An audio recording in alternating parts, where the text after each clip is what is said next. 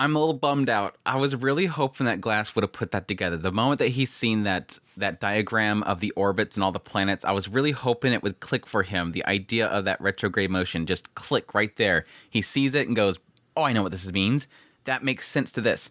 It kind of sucks. I mean, we're at this point kind of assuming that Glass is dead, which really, really sucks. I was really hoping that he would make some connection before he died. Like, this is this one thing, at least to show this love for the world. But I guess that's sort of what he came to in a conclusion, is that I seen this person.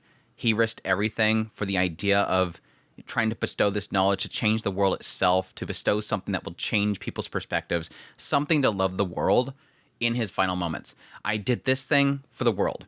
Not that I did something for the afterlife. I did something for this world that he wanted to find some sort of love for, which I think is kind of an interesting overall story for both Oxy and Glass, is this idea of the two of them seeing the world differently. Oxy doesn't like the world. It's filth. It's garbage. The heavens is where we're going. Nothing else matters here. No, don't try to love the world. That's foolish, because this is what you should be focusing on, is heaven. Whereas Glass is over here going, I want to find a reason to love this world. I want to, because this world gave me my family. Yes, heaven's great and all that kind of stuff. And yes, I'm bummed out that my family has died here and went off. And yes, I look forward to being with them again, but I want a reason to love this world. And in the end, it turns out to be this one thing, this idea of being able to pass this information on that could possibly change everything. Very interesting kind of little twist there. But again, I'm assuming he's dead. I'm assuming that Oxy went down there to find his body. But the only reason why I assumed that he had to go down there is because I assumed the necklace would have gone with Glass. I don't know how. Of course, I don't know how you hold a person up with the weight of their necklace. I'm sorry. There's an absurdity to it, but it's also kind of cool. The idea that, yes, they're falling and yes, Oxy initially grabs the book. I don't know how you can hold up the weight of somebody by grabbing a book, but then he let go of the book and somehow he kicks underneath his chin and grabs the necklace, and the necklace holds all of Glass's weight. It's a really strong string. I'm just going to say it's a really strong string that you could easily just pluck and break. It's all in the fingers. It's all in the finger strength. These guys got some major finger strength. But no, I don't know how you could break that necklace and it not stay on his boot. Like, he just breaks it, and you would think the weight would pull the string off and it would go with him. But I don't know how he can find the necklace in the water. Whatever. Don't think too much of it. The necklace is probably on his boot, and he lifted his boot up and got the necklace. Whatever. Putting that aside, I'm assuming he's dead.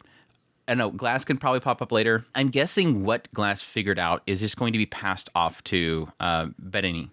Baton, this monk, what I'm assuming is going to happen is he's going to hand him the book. He's going to look at it and go, "Well, that's interesting." And then he'll probably take him to the information, and I think Baton is going to connect what Glass was doing to that. I think he will probably be the one that figures out the whole concept of retrograde motion. Really cool stuff, though. I bummed again that Glass is already out of the picture. It seemed like the quickest to kind of pass the baton. Raphael, obviously, passing on the baton within like 3 episodes, and then we get like pretty much a skip for here for somebody else to pass it on. It looks like it's all but confirming at this point that it's not Potok. I had a theory that this guy that's passing this information on to Oxy and Glass was Potok, but it showed how he found it. He apparently at some point 10 years ago, he was looking around, seeing these etchings on these rocks, found out the location of it rather than from the necklace itself, found it, and discovered what Raphael left behind and carried it on. Was cool to find out the other letter in that box, which was Raphael. And this is kind of like a really quick little, it didn't stay on it long enough for me to get really emotional, but I had a little moment of there of like, oh gosh, really? That yes, Raphael left a letter behind that said if anybody profits from this information, he's leaving it behind. Like, everybody leaves a letter behind, it seems like, explaining what to do with this information. And Raphael, for him, he left a letter behind saying, please, if you profit from this, give 10% of it to my father. Give 10% of it to Potok, which is kind of scary because by leaving that letter behind, he's putting a lot of trust that whoever finds this, which is seemingly the concept here. Like, Hubert had the same thing. He trusted it to somebody that he could trust. And it seems like the hope is that whoever discovers the next time is trusted enough that they won't reveal the secret. Somebody won't find this eventually, because if somebody were to find this box, guess what happens to Potok? If he's still alive, he's got his He's got his address in the box. Hey, this is a box of heretic stuff. Here's an address to somebody who really likes somebody who gave me so much knowledge, somebody that bestowed so much upon me, inspired me. Here's their address. I'm a heretic, by the way. Don't go running after him unless you want to give him 10%. Don't go after him to burn him or anything. I thought that was kind of funny. The moment that he starts reading the address, I'm like, well, that's bad. If Baton is still alive, that's kind of bad. But no, anyways, the episode overall, opening it up with, yes, Novak.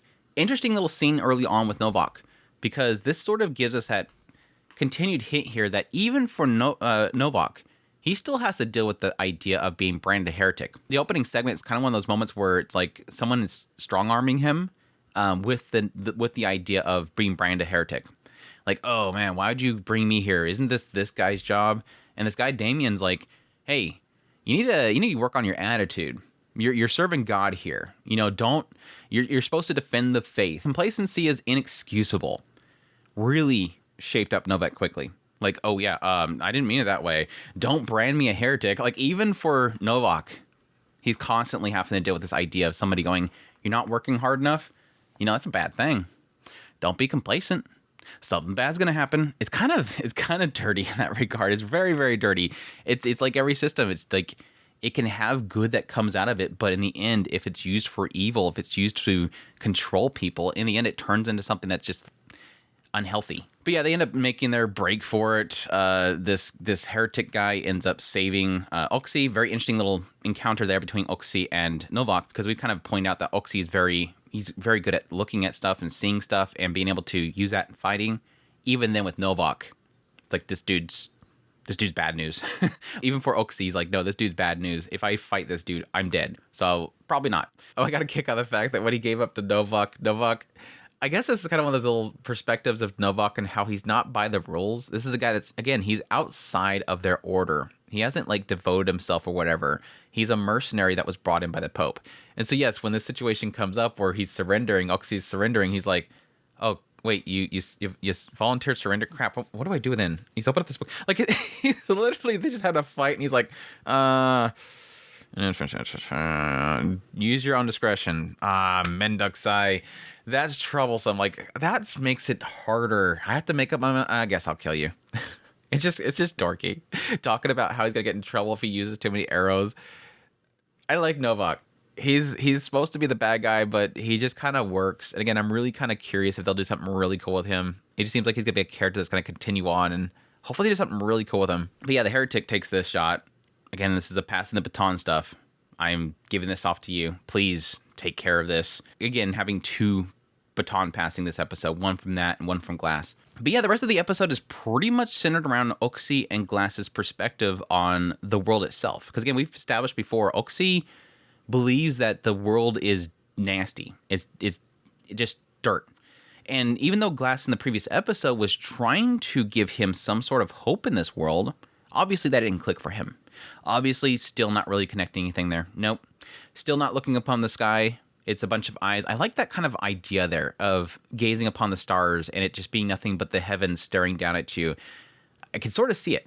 It's like one of those things of like, I can almost not unsee that idea of just eyes boring down upon you and how much that just makes him terrified. I like it. This is one of those things that makes me really like Glass, and it kind of sucks that Glass is out of the picture already, because I really like Glass for this, because let's be honest, Oxy in this whole situation is it's like the North Star thing. He's like, tell me what the North Star is so we can find out where to go. Oh, I can't do that. No, like normally we'd be like, dude, get over it. We need to know where to go. We're going to get lost unless you stop being a baby and look at the sky. It was the same in the previous episode. Glass is very understanding of Oxy, which is really, again, kind of sucks that Glass is gone, because Glass is very patient with this guy. And despite having all these moments where it almost seems like Oxy is talking crazy talk, Glass listens to him and says, I understand. Oh, you're afraid of that? I understand. I'm kind of the same as you. I had this loss. You must really like looking at the stars, and it sucks that this is happening to you.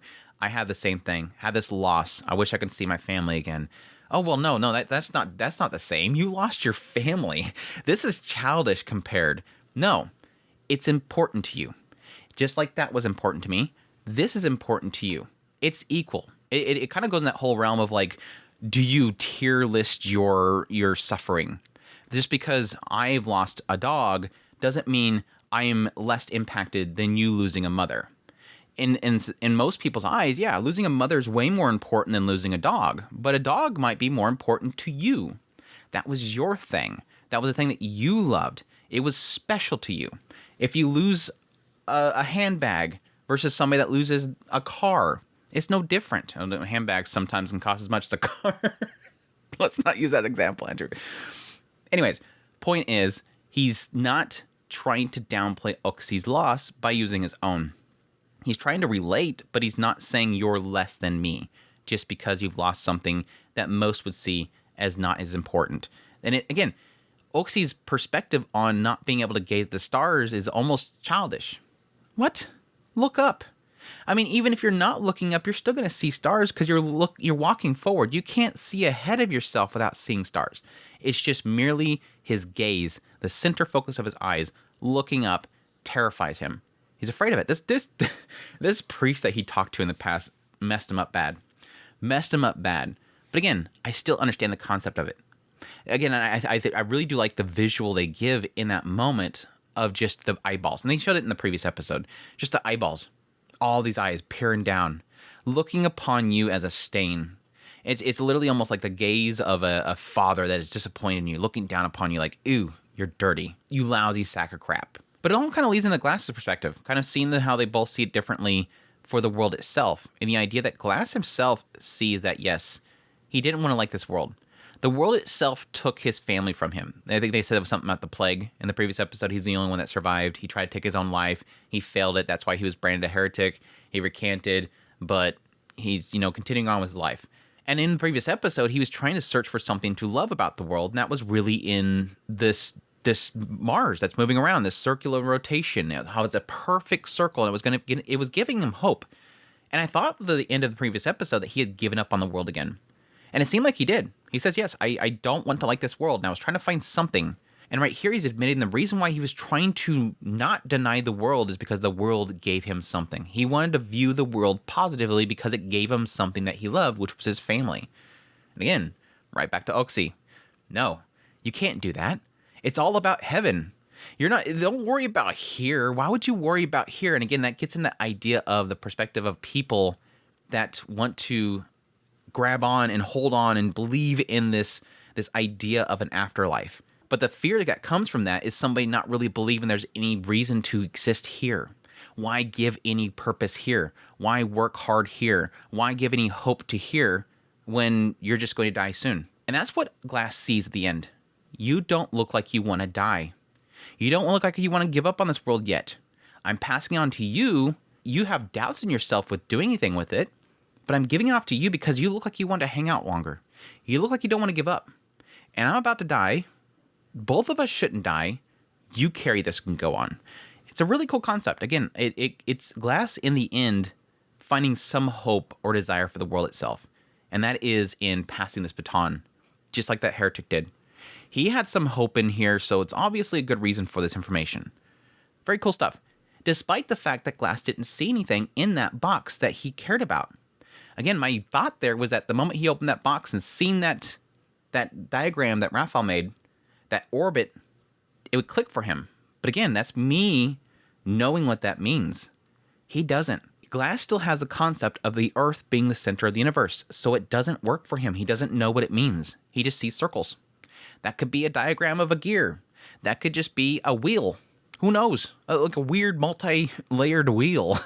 It's interesting stuff. But yeah, we'll see what Baton, I'm butchering that name, Baton, what he does with the information. Again, I think he's going to see what Raphael made with that diagram, see what Glass had, which he's handing that to him first. I think it's going to click immediately. Baton possibly knows what that means. Of course, again, the reason they couldn't read the other books inside the box is because they didn't know the language. There's a possibility that he does, and he's going to be able to quickly read all the information. So that'll be cool. I will admit, I hope that this baton pass lasts a little bit longer. I will admit that I don't want us to spend too much time with it constantly having a person passing it. I like that concept, and I said that with my first impressions of the series. I love the concept of passing on that knowledge and that constant inspiring of another person. but I don't want this kind of stuff where like every 2 episodes we're passing on to another person. Let us build up a character. Raphael's character was so good, and I want another Raphael character. I like Oxy and Glass, but it almost feels like it was too quick. So hopefully maybe Botany, maybe with Oxy, with him, maybe we can kind of carry the story on a little bit longer so that we can actually build up these characters before they disappeared. Because I think with Raphael, we had a lot of kind of build up there. Even though it was only 3 episodes, it was a good amount of build up there to really start to care for Raphael's character. And I almost didn't feel like I had that with Glass. So we'll see. But anyhow, that's my thoughts on episode 5. Is it 5? Yeah, I think it's 5. Yeah, 5 of Orb. Hope you guys enjoyed this video. As always, if you did, hit the like button down below, comment, let me know what's the episode. Additionally, if you're new here, make sure to hit the subscribe button so you get all my content. If you like this content and you want to support channel more, our links in the description below. Greatly appreciate it as. Until next time, you'll take care.